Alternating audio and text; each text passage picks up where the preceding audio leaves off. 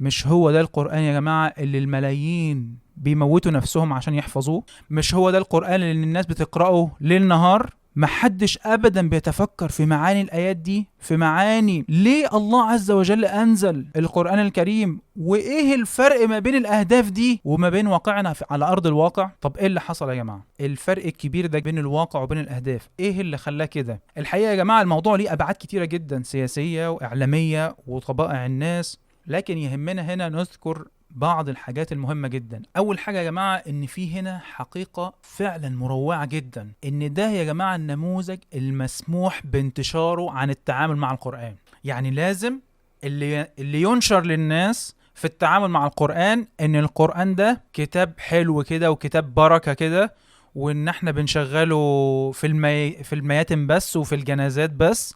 وفي الحقيقة يا جماعة زي ما احنا اتكلمنا قبل كده في فيديو المقدمة، القرآن الكريم والتعامل معاه هو نموذج واضح جدا لأثر الإسلام المجزأ اللي بيعطى للناس. لما الدعاة بيتكلموا كتير جدا عن ان القرآن الحرف فيه ب10 حسنات، وان هو كتاب جميل جدا، وان انت لازم تقرأه على طول، وان رمضان ده شهر القرآن وما تسيبوش القرآن بعد رمضان، كل ده بيؤدي في الاخر بدون الكلام عن اهداف القرآن، بيؤدي في الاخر ان القرآن ده يبقى كتاب بركة كده.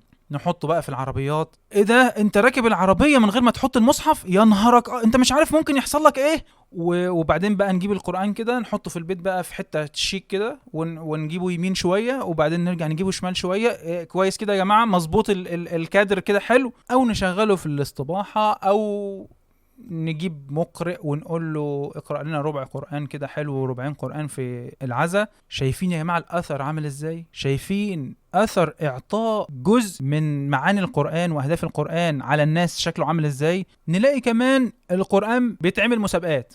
تخيلوا يا جماعة، أعظم كتاب أنزل للبشرية بقينا بنعمله مسابقات.